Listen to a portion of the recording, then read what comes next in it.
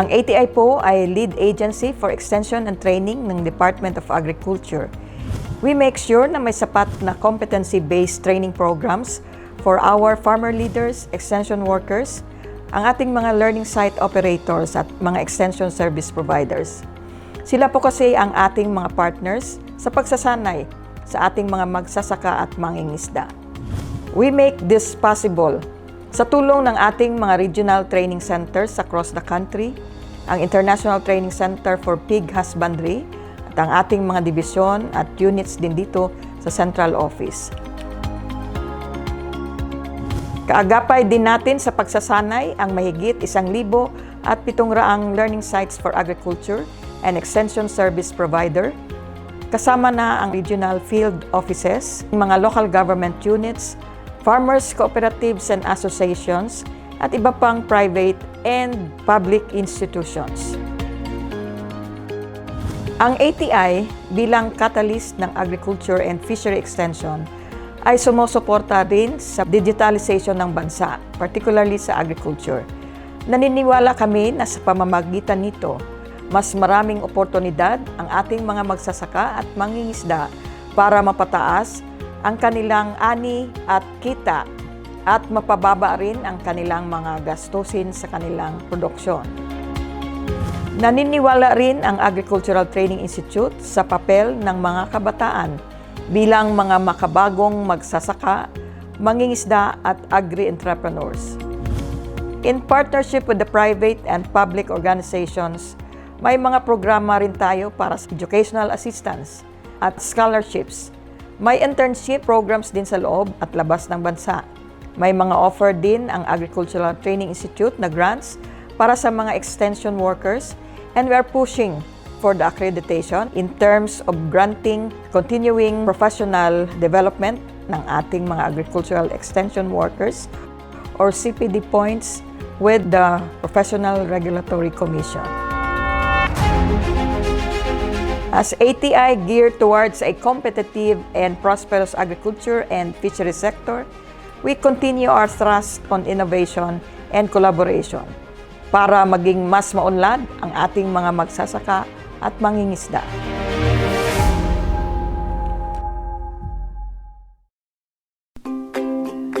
Kaalaman sa pagsasaka at pangingisda, programa at serbisyo ng Agricultural Training Institute. Mga libreng pagsasanay, pagbibigay ng mga babasahin tungkol sa mga impormasyong pangkabuhayan pang-agrikultura, pag-aaral sa pamamagitan ng internet, serbisyong suporta para sa mga magsasaka, mga ina ng tahanan at mga kabataan. Yan ay ibabahagi sa inyo sa ating programang Ugnayang ATI. Ugnayang ATI, makinig at makibahagi sa programang Ugnayang ATI.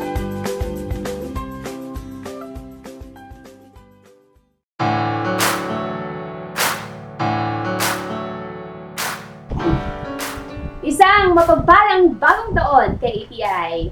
Kayo po ay nakikinig dito sa ating programang Ugnayang ATI. Nahatid po ng Agricultural Training Institute Regional Training Center 2, Capacity Builder, Knowledge Bank at Catalyst sa ilalim ng Department of Agriculture. Kami po ang inyong makakasama sa isang oras sa talakayan. Ako po si Jolene Sanchez. At ako naman si J.R. Patad. And of course, isang mapagpalang araw po sa lahat. Naway maging masagana, ligtas at puno ng pag-asa ang taong ito para sa mga magsasaka, mangingisda at buong sektor ng agrikultura.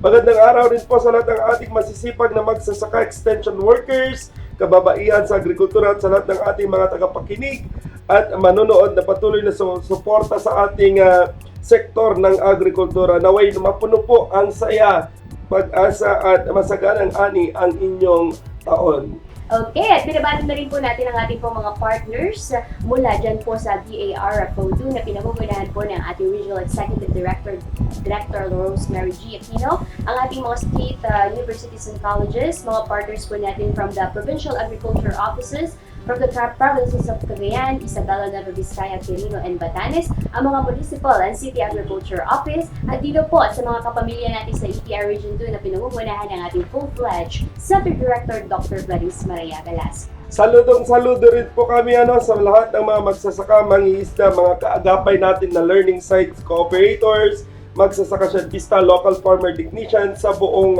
Pilipinas. Hindi rin po natin, syempre, nakakalimutan ng ating mga partner radio stations sa iba't ibang bahagi ng bansa na tumutulong upang maihatid ang ating mga programa sa mas malalayong komunidad. Tayo po ay live na live via Facebook Live dito po sa ATR Region 2, kasabay na napapakinggan sa ating po mga partner radio stations, DZBA, Radyo Pangkaunlaran, DWQP Love Quirino Radio, DZPS Santa Teresita Cagayan, Radyo Santa Ana at maging dyan sa DWRL Lalo 95.1 FM. Sa lahat po ng mga gustong malaman or maging updated sa ating mga programa or activities, trainings dito sa ATI, maaari po kayong magsadya dito sa ATI compound, dito sa ATI Training Center, dito po sa Malasin, San Mateo, Isabela. And of course, pwede rin po kayong mag-message sa ating Facebook account. Hanapin lamang po ang ATI Region 2. At maging ang ating TikTok account po, ipalo po natin ang ATI RTC2. And of course, sa lahat po ng gustong mag-message, ay pwede po sa ating Facebook Messenger. And of course, sa ating website, sa lahat po ng ating mga trainings ay nandyan din po sa ating mga qualifications sa mga internships. Nandyan din po sa www.ati.gov.ph/ATI-2. Okay, para sa araw na to, ay isa na naman po pagkakataon para malaman po ang isa na naman programa natin po ng ating ahensya.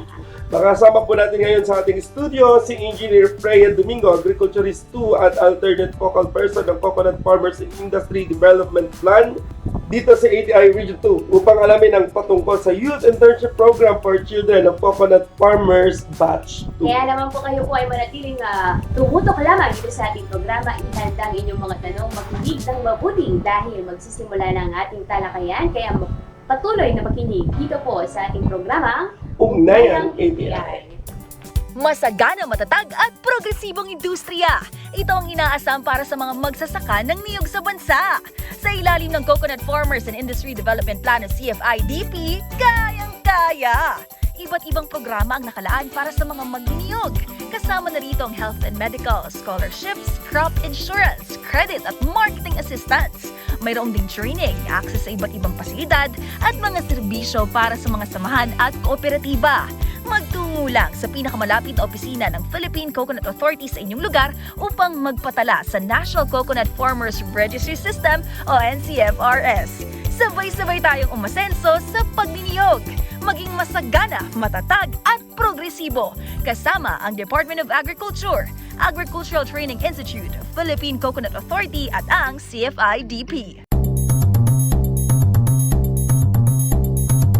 Bilang magsasaka, marami tayong magagawa para lalong mapalago ang ating mga tanim, lalo na ngayong pabago-bago ang panahon. Tama ka dyan, Maring Sonia. Isa na rito ang pagsangguni sa Farmers Contact Center. Sa numerong 0920-946-2474, malalaman natin kung ano ang mga dapat nating gawin. Gaya ng wastong pag-aalaga sa ating mga gulayan, mga dagdag na pagkakakitaan sa bukid, tamang pagpapalaki at pagpaparami ng mga hayop, at iba pang teknolohiya para makatipid sa farm inputs. Kaya, text na! Para magkaroon ng kaagapay sa agrikultura, mag-text o tumawag sa 0920-946-2474 o bumisita sa www.e-extension.gov.ph/e-learning.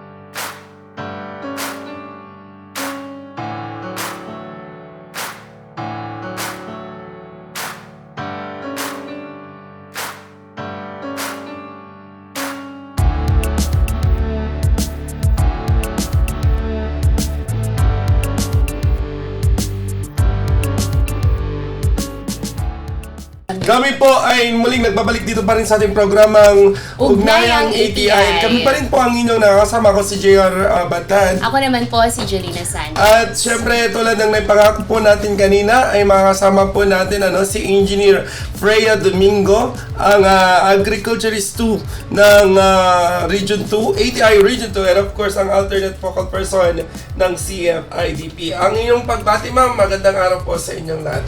Magandang araw po sa ating lahat, lalo na po sa ating mga tagapakinig sa ating pong Facebook and of course sa ating pong radyo.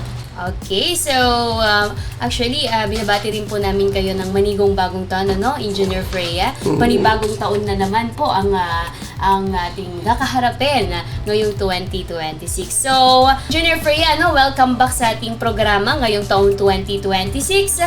At syempre, yun nga, ang ating pag-uusapan ngayon ay patungkol nga po dito sa ating internship program sa Coconut. So, bago po ang batch 2, kumusta ang ating batch 1? Ayan, magandang araw, Miss Jelina. So, napakaganda ng simula ng ating batch 1. Dahil kasalukuyan, sila po ay deployed na sa kanilang mga farm partners.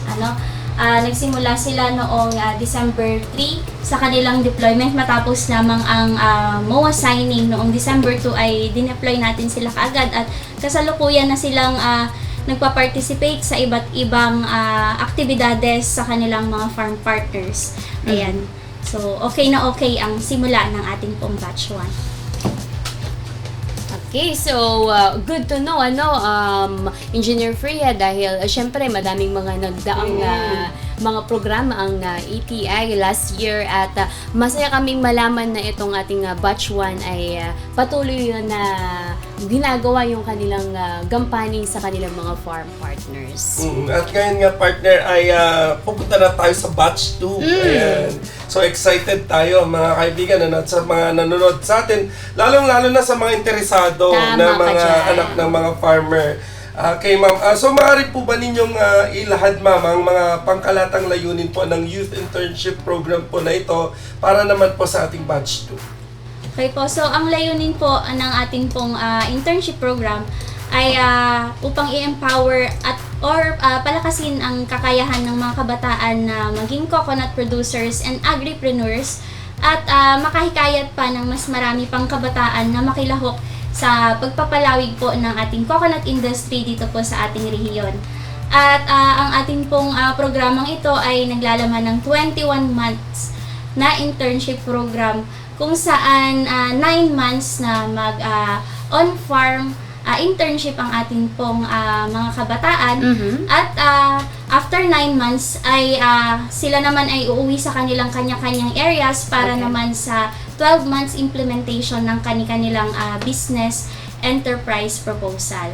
Okay, so matagal pala, Engineer Freya, 21 months. Hindi gaya ng ating mga nakaraang mga internship program like organic agriculture na 9 months lang. Ito ay 21, pero kasali na doon yung pag-implement na ng kanilang Okay. So at least alam ng ating mga makikinig at manonood yung kung gaano sila katagal, na kung sakaling sila ay mapasali dito sa ating batch 2 ng ating internship dito sa Coconut. So, ano naman po yung mga requirements, ma'am, kung mapasali po sila dito at paano yung isinasagawa na pagpili at pag-deploy ng mga interns para po sa ating batch 2? Ayan, so ang requirements po ng ating pong programang ito, unang-una, meron po tayong dalawa kasi ang ating pong partners po dito. Merong farm partner and yung intern. Okay. Ang farm partners, ang kung saan madedeploy po ang ating mga interns. And of course, yung ating mga interns ay yung mga kabataan na willing pong mag-undertake or mag-undergo ng ating pong internship. So, unahin po natin sa farm partner, kung ano yung mga requirements niya na kailangan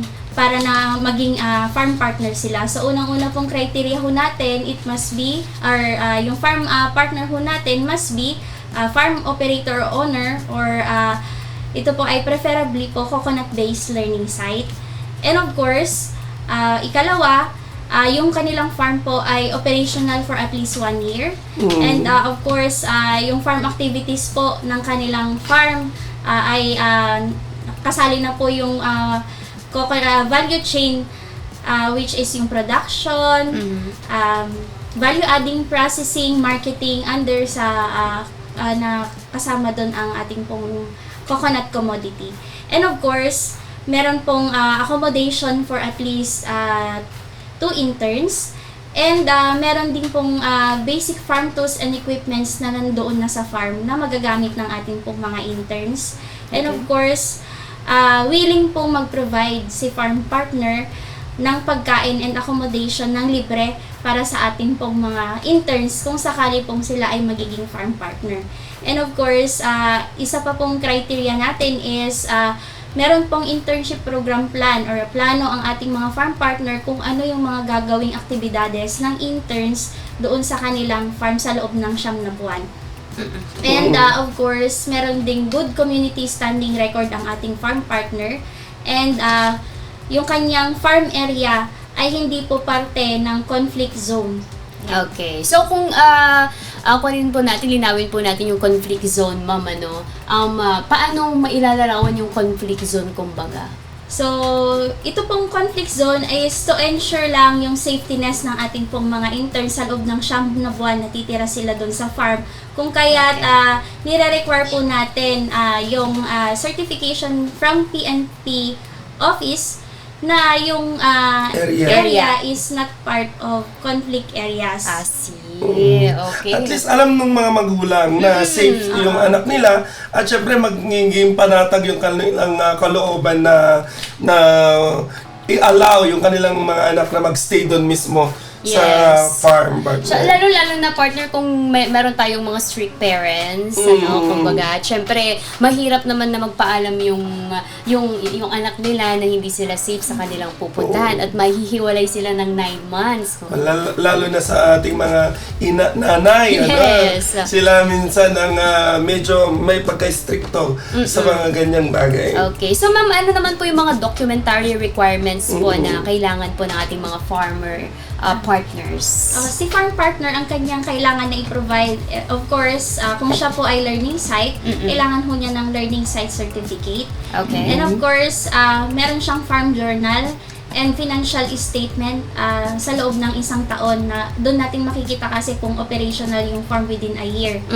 And meron din siyang pictures ng kanyang facilities na i-attach niya sa isasubmit niyang documents, facilities and accommodation. And of course, meron din po siyang list of biodata of resource person. Ito po kasi ay importante to ensure na yung mga bata ay matutulungan natin hindi lang sa actual skills, pati na rin sa mga learning lectures nila. Yung ating internship program plan na kung saan nandun na nakalagay yung mga aktibidades ng ating mga interns sa loob ng 9 na buwan. And of course, yun pong coconut-related activities. And of course, meron din pong at least 2 recommendation letters from community leaders. Pwede po itong kunin sa local government unit, sa ating pong municipal agriculture office, and of course, sa ating mga barangay offices, sa ating barangay captain.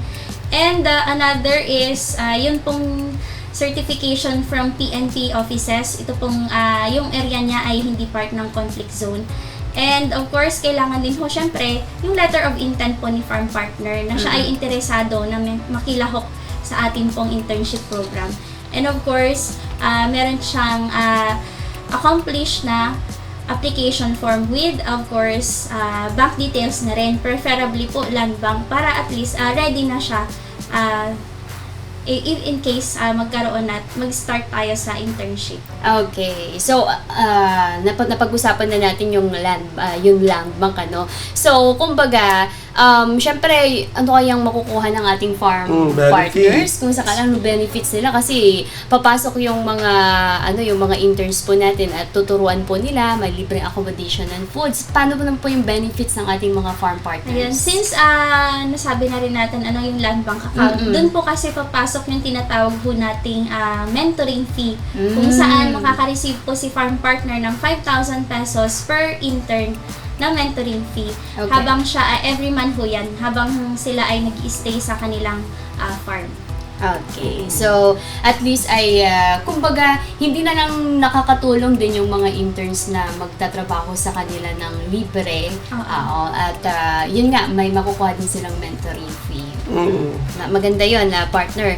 At eto naman po sa ating mga interns, ano naman po, ano yung mga requirements kung sakali yung mga estudyante out of school yun, pwede po bang sumali? Yung ating mga estudyante, pwede po O ba? yung mga college graduate. Opo.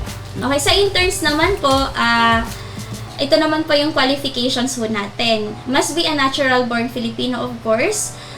Age 22 to 30 years old, single, and unemployed sa time ng application niya. Ayan, it's either out of school youth or college graduate. Ina-accept po natin yan. Okay. And of course, yung pong ating pong intern applicants must be a son or a daughter po ng NCFRS registered na coconut farmer. Yun po yung isa sa mga pinakamabigat na criteria po natin dito. Kasi po, ito pong programa ay para sa mga anak po ng ating mga coconut farmers. Okay. And of course, another criteria ho, syempre, interesado ho yung intern na mag-undergo sa 21 months internship. Ayan, natuloy-tuloy.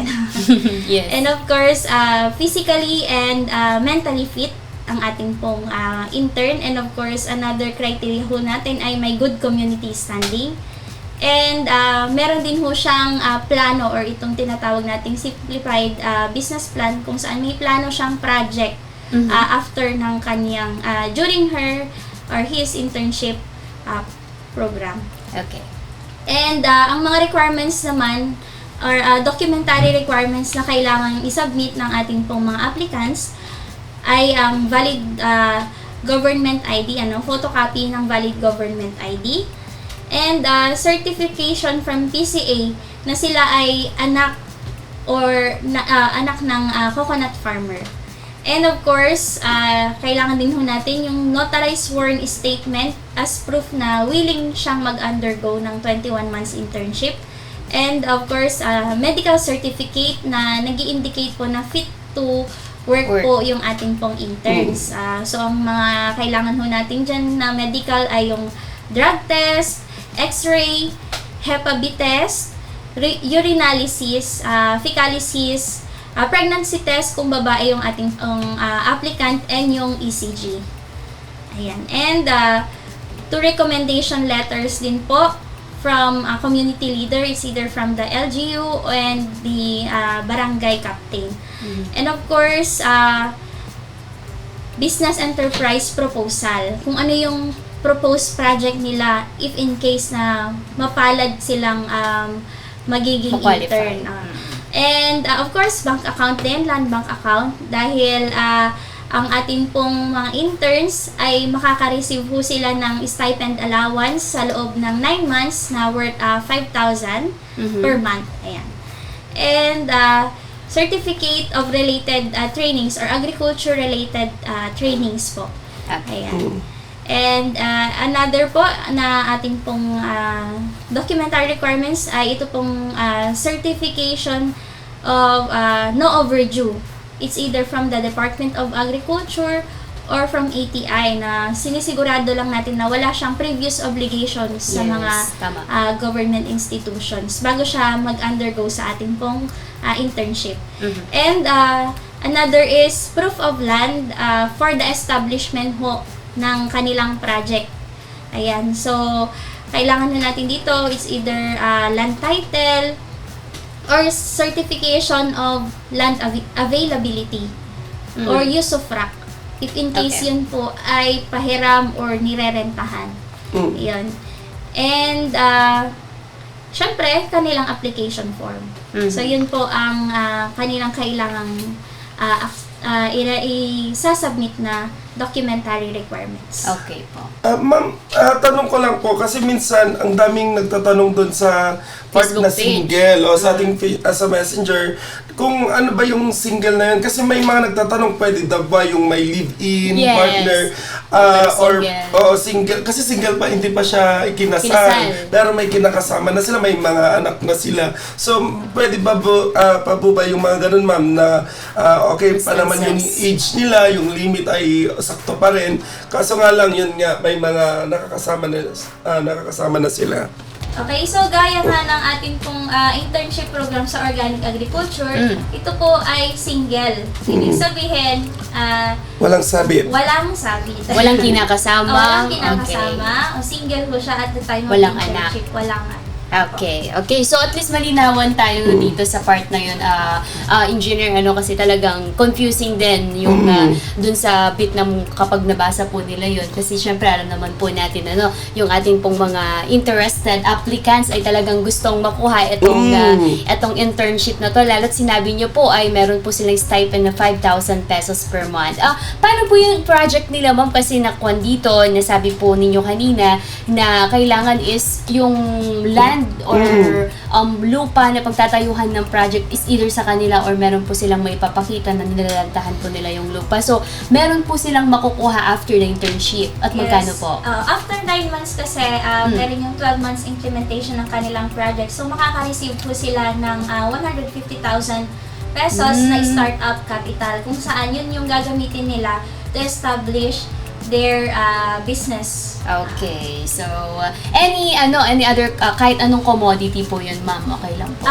Coconut Coconut-based. Coconut-based enterprise. And ang kagandahan po nito, after ng 12 months implementation, kung nakitang successful upon evaluation, yung kanilang 12 months implementation na naging successful yung business na kanilang in-establish, meron po silang makukuha na 120,000 pesos Again, na after or yung post-internship support. So, yun nga partner, bali 270,000 all in all. Kung matatapos nila yung 21 month. Except pa yun, yung kanilang stipend na Ma'am, baka iisipin din nila yung 5,000 kulang yun, lalo na kung siyempre pag daily na gastos nila. Paano po yung pagkain po ng ating mga interns? Yun nga, libre dapat. Libre. Sinabi ko, libre from the farm partner. So dapat yun yung isang qualification kapag ng farm farm partners. Dapat May accommodation, libre. and libre. food. Okay. So paano yung work nila, ma'am? Kailangan po ba 8 to 5 din or kailangan kapag pinagtrabaho sila ay yung work nila ay nakadepende sa farm activities na ipapagawa sa kanila ng ating mga farm partners. Pero hindi naman necessarily na all throughout the day, buong linggo ay magtatrabaho sila on field kasi ang ating pong internship ay combination ng skills development and of course yung ating pong mga learnings through lectures and discussions. And of course, ano na yung dadagdag ko? Nakalimutan ko talaga. Sabado, Linggo, meron ba? Sabado. And of course, hindi naman buong buwan ay dire-diretso po silang magtatrabaho sa farm. Kundi meron po silang 4 days na day off kada buwan. Plus, syempre yung mga regular holidays po yan. Kasama po. So pwede po silang makauwi kung sakali doon sa part na yan. Yes, kung sakali lang naman na malapit sila sa area na pagde-deployan sa kanila. Tama. Hindi naman prohibited yung umuwi. Yung umuwi. Okay. Baka kasi pag uwi, ayaw na bumalik.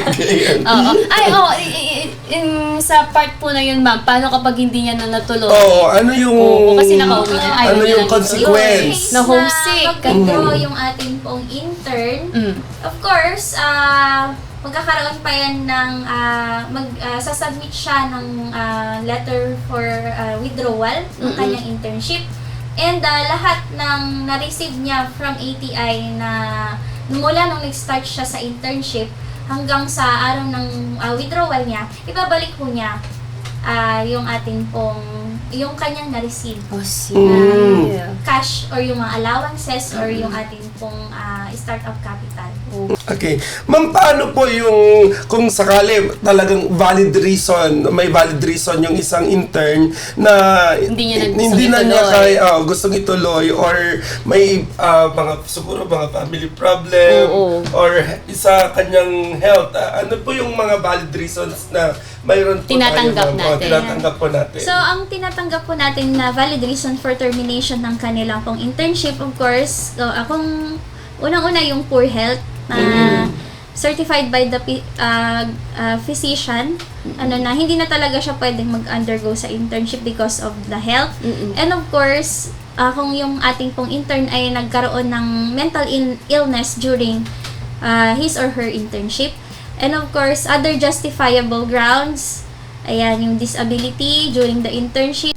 And another ground for termination ho ng ating internship if there are cases of abuse. Okay. It's either si farm partner or si intern man yan. So, Tanong ko lang, may limit po ba? Dito sa Region 2, mayroon pa tayong number lang na i-allow or kumusta po yung treatment po natin pagdating po sa number? So, sa atin po kasing may binabaho silang target for our region. So, meron po tayong isang target for farm partner and 3 target for interns. However, kung may mga regions man na hindi nila masatisfy yung number of interns na naka-assign sa kanila, may possibility na makuha natin yung slots. Okay. With that, marami tayong mga nalaman na sa dito pa lang sa mga requirements ng ating interns and farm partners. Okay, so sa mga nakikinig po sa atin, kung meron pa po kayong mga katanungan, pwede po kayong magtanong sa ating comment section at makakasama pa rin po natin si Engineer Freya dito sa ating programa at kami po ay muling nagbabalik dito pa rin sa ating programang Ugnayang ATI.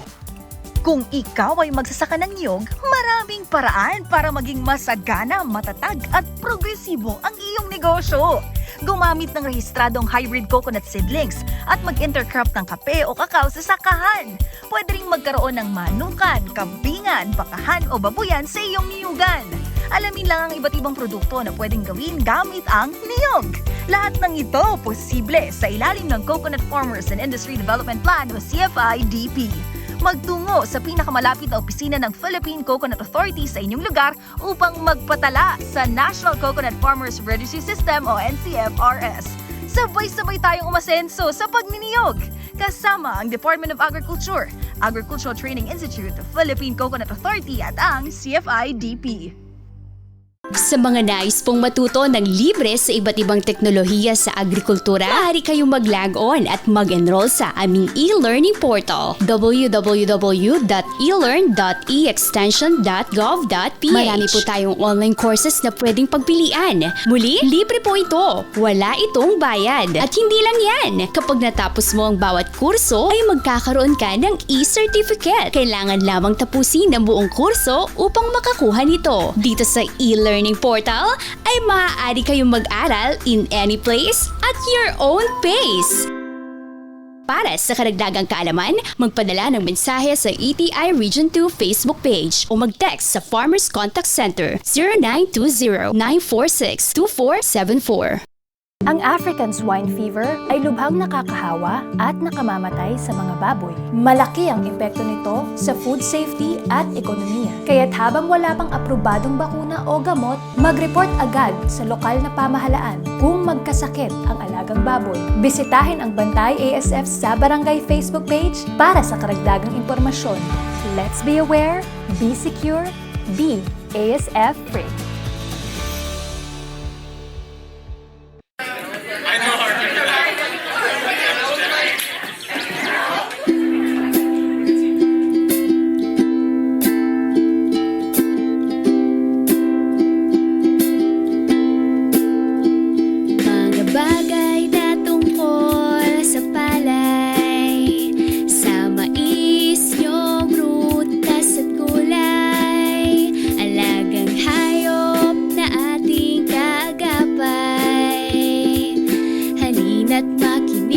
Sabay-sabay sa kakakakapihan, sa kakakabukiran, tayo'y magkwentuhan ng bagong kaalaman. Sa kakakakapihan, sa kakakabukiran, kaya't tutok ka lamang at ika'y makinabang dito sa Kapihan sa Kabukiran.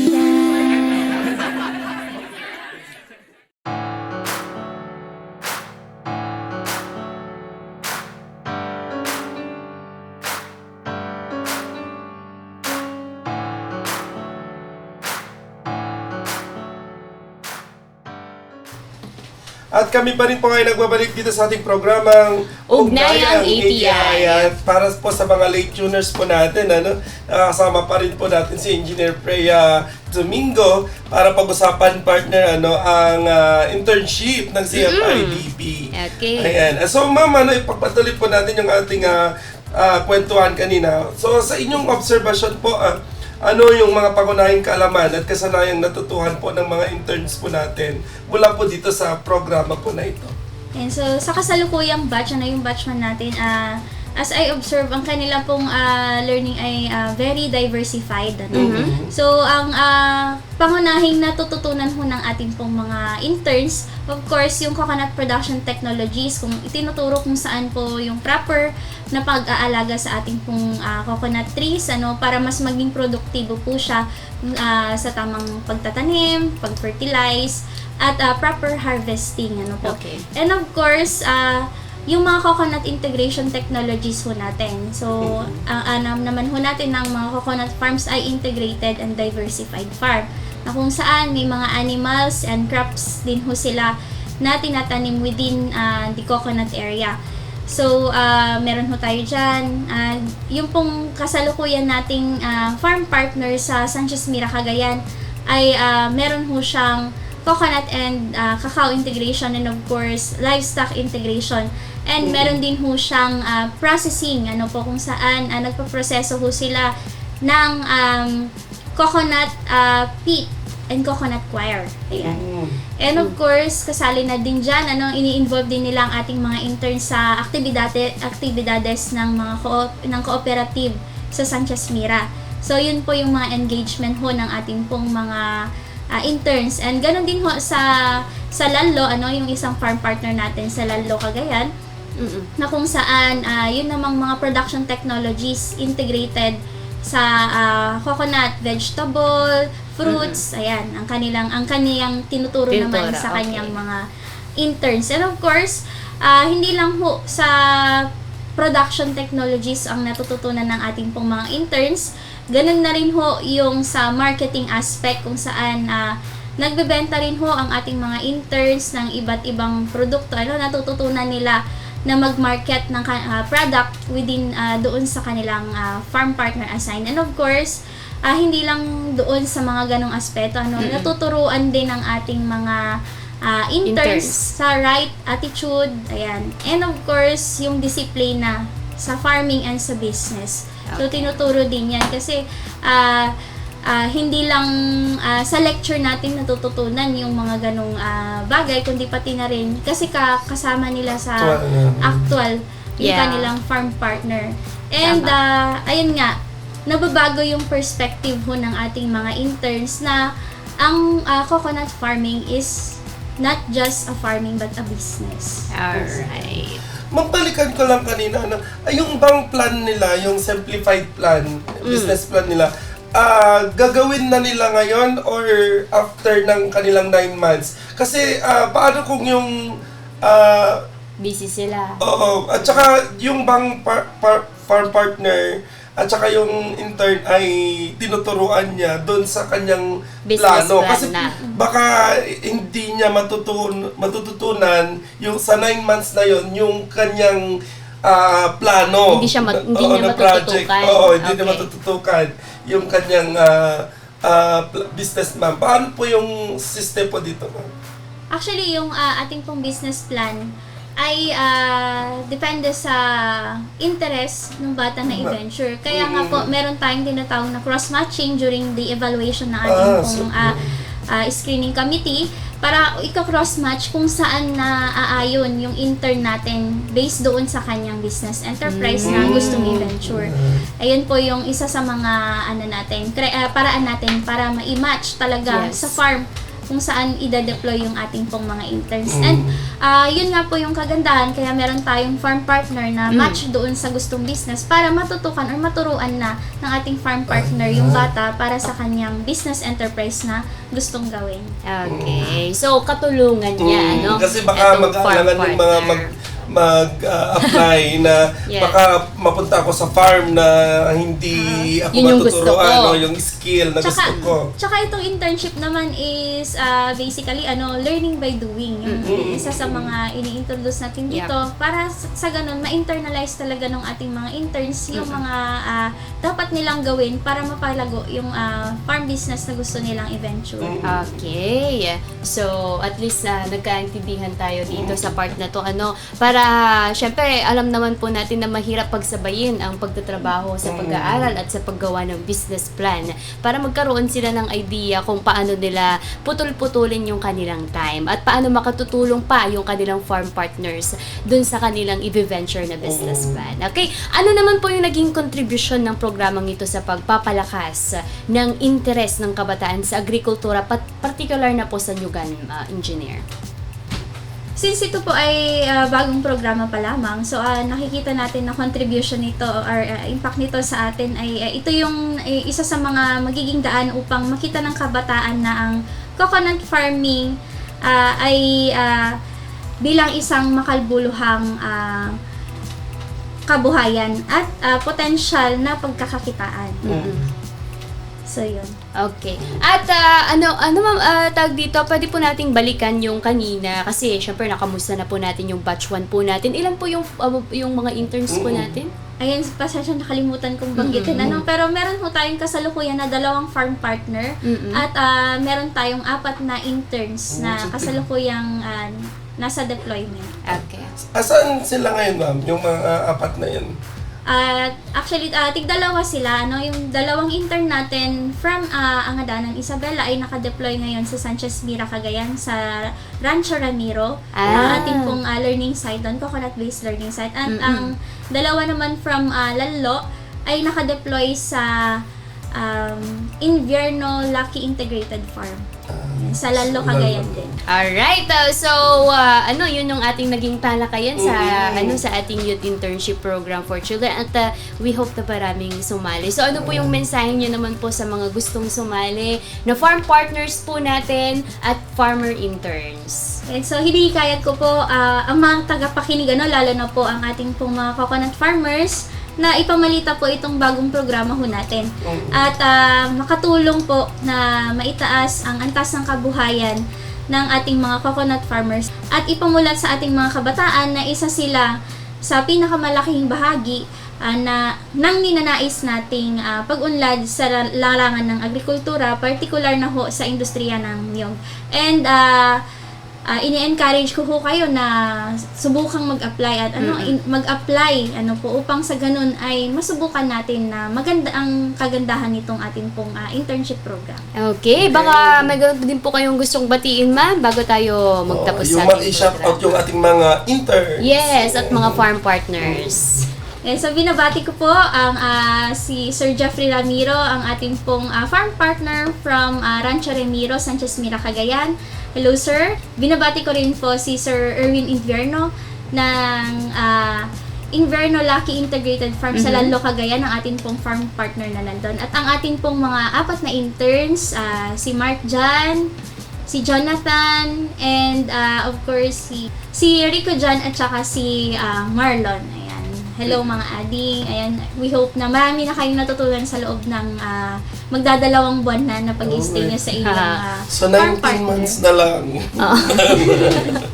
And of course, hello, binabati ko rin ang ating pong lahat ng coconut farmers na nakikinig po region-wide. Okay, so Magandang araw. At syempre, thank you so much, Engineer Freya, sa pagpapaunlak sa ating interview at para ma-encourage natin ang ating mga kabataan at ating mga farm partners na sumali dito po sa batch 2 ng ating youth internship for children of coconut farmers.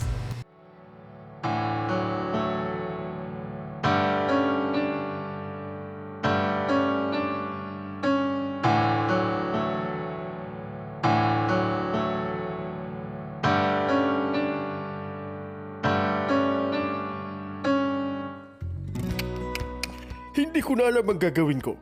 Palagi na lang mababang ani at kita ko. Sa tinagal-tagal ko na sa pagsasaka, hindi pa rin tumataas ang ani ko. Mabuti pa itong si Berto, panalong panalo. Ano bang sekreto mo? Nako ka Efren, matagal ko na kasing sinasabi sa'yo na mag-attend ka ng mga trainings. Aba hindi ko kasi maiwan ang aking bukirin. Yan ang sinasabi ko sa'yo ka Efren. Ano lang ba naman yung ilang araw na ilalaan mo para matuto? Saan ba yung training na yan? Sa ATI ka Efren. Sa ATI?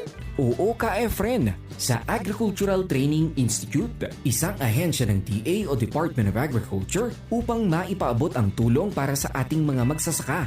Maaari kang mag-training sa kanilang mga learning sites na naging farm schools ng RCEF o Rice Competitiveness Enhancement Fund. Masaganang ani, mataas na kita, yan ang aking napatunayan sa aking pagpapalay. Sa tulong ng Rice Extension Services Program ng RCEF, mas lalong nadagdagan ang aking kaalaman sa pagsasaka. Dahil rehistrado ako sa Registry System ng Basic Sectors in Agriculture o RSBSA, ay mas napadali ang pag-avail ko ng mga trainings. Malaking tulong pala talaga ang training sa tamang pamamaraan ng pagsasaka. Saan nga ba sila pwedeng kontakin? Para sa karagdagang impormasyon tungkol sa Rice Competitiveness Enhancement Fund o RCEF, makipag-ugnayan sa Agricultural Training Institute, Regional Training Center 2, Malasin, San Mateo, Isabela o mag-text o tumawag sa Farmers Contact Center 0920-9462-474.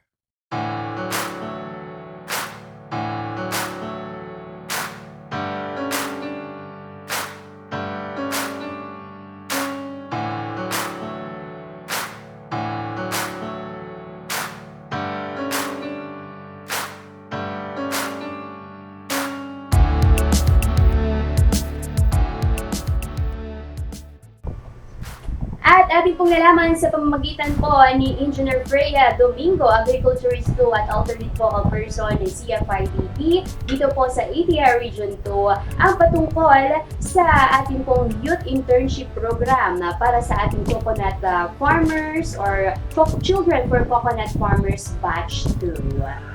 At patuloy po naming hinihikayat ang lahat na mag-isa sa ating mga programa, pagsasanay at aktibidad ng Agricultural Training Institute Regional Training Center 2. Kaya kung kayo po ay interesado sa ating po mga programa na ilaalok po ng ating ahensya, ay maaari lang po kayong makipag-ugnayan po sa mga sumusunod na paraan. Mag-text po sa ating cellphone number 0949-889-6315. Again, 0949-889-6315. O kaya naman ay i-like at i-follow at mag-message na po sa aming official Facebook page, ang ATI Region 2. Hanapin at i-follow rin po kami sa Instagram, ATI-RTC2, o kaya naman po mag-email sa aming official email address, ang rtc2.dcc@ati.da.gov.ph. Maraming salamat po sa inyong pagtutok at patuloy na pagantabay dito sa ating programa. Kami po muli ang inyong nakasama ngayong araw na to. Ako po si Jolina At Santos. ako naman, si JR Batad. Maraming salamat po sa inyo at Mabuhay ang mga magsasakang Pilipino. Kaalaman sa pagsasaka at pangingisda, programa at serbisyo ng Agricultural Training Institute, mga libreng pagsasanay, pagbibigay ng mga babasahin tungkol sa mga impormasyong pangkabuhayan pang-agrikultura, pag-aaral sa pamamagitan ng internet, serbisyong suporta para sa mga magsasaka, mga ina ng tahanan at mga kabataan. Yan ay ibabahagi sa inyo sa ating programang Ugnayang ATI. Ugnayang ATI, makinig at makibahagi sa programang Ugnayang ATI.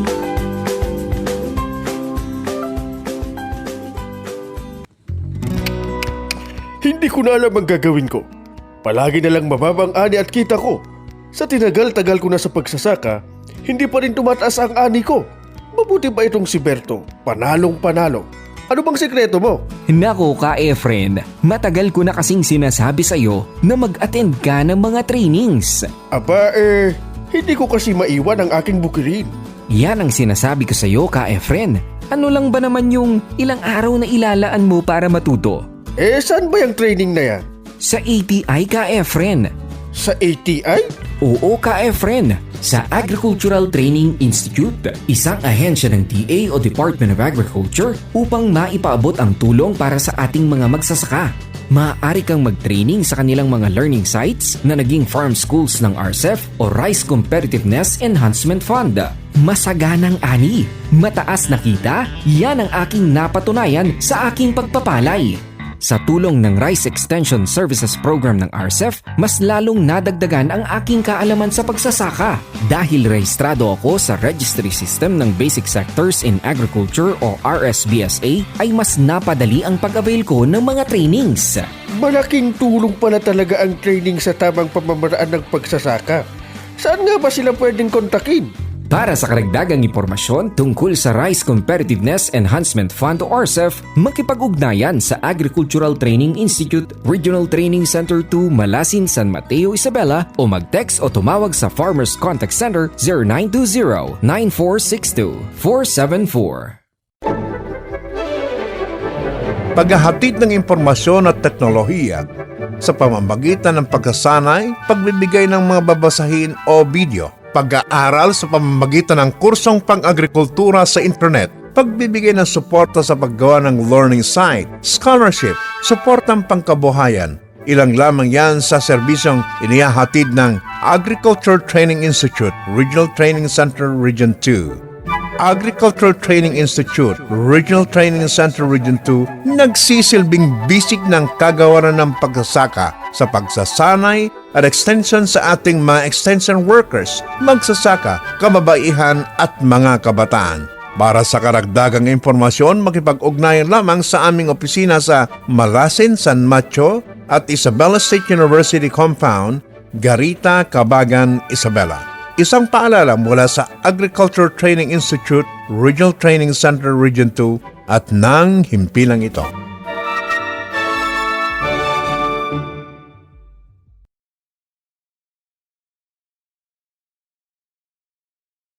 Ang African swine fever ay lubhang nakakahawa at nakamamatay sa mga baboy. Malaki ang epekto nito sa food safety at ekonomiya. Kaya't habang wala pang aprobadong bakuna o gamot, mag-report agad sa lokal na pamahalaan kung magkasakit ang alagang baboy. Bisitahin ang Bantay ASF sa Barangay Facebook page para sa karagdagang impormasyon. Let's be aware, be secure, be ASF free.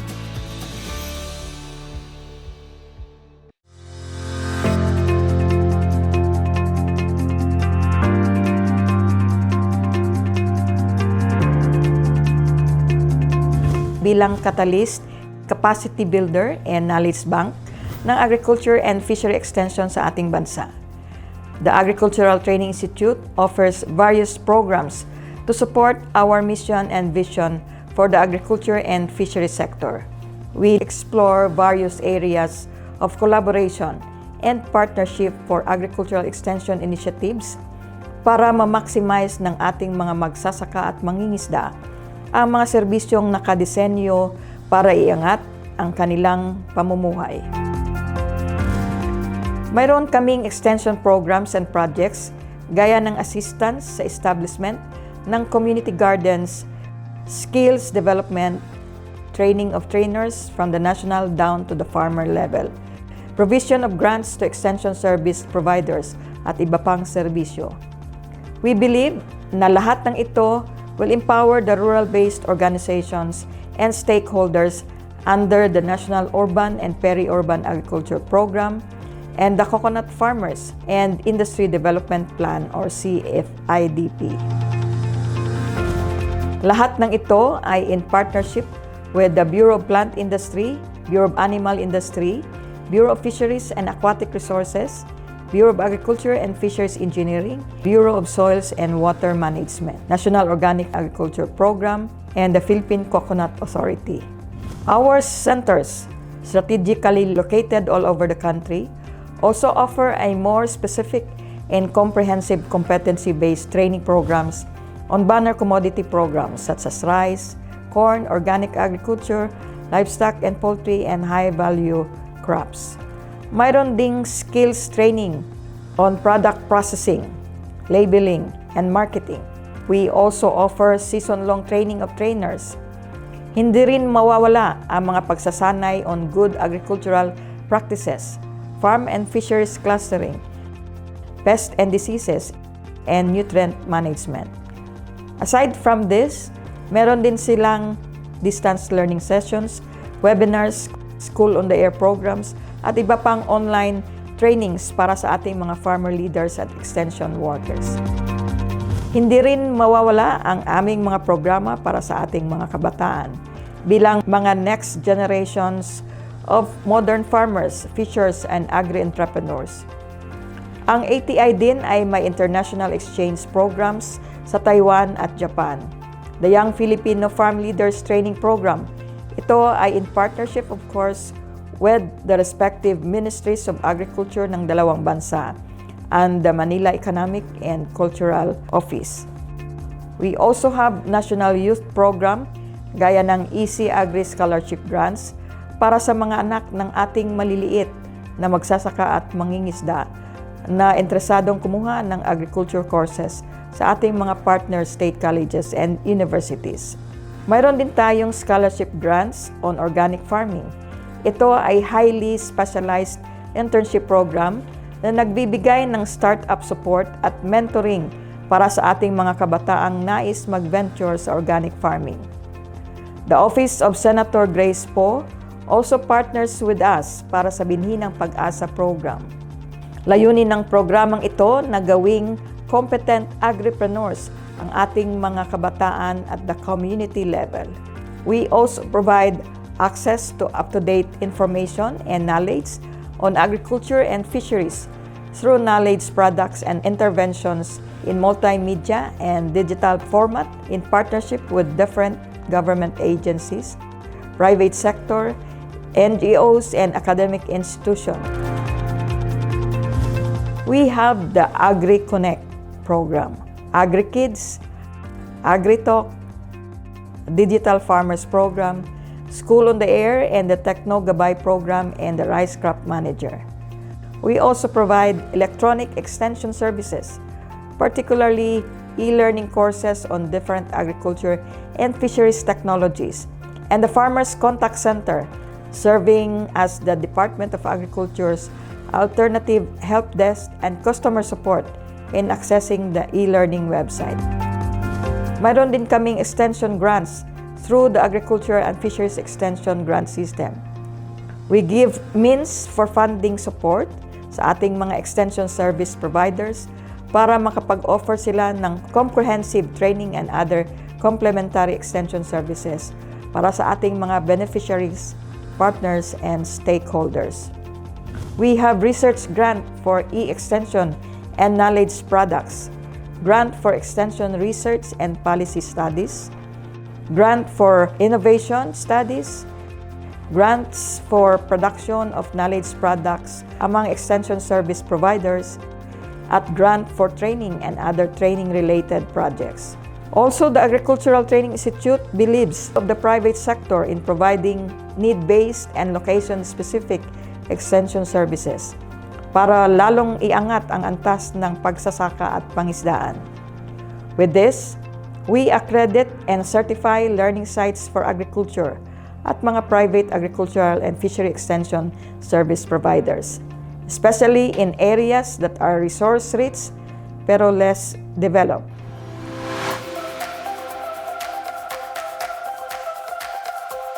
Bilang catalyst, capacity builder at knowledge bank ng Agriculture and Fishery Extension, the Agricultural Training Institute will continue to be part of the driving force para sa sustainable future ng ating mga farmers and fishers sa buong bansa.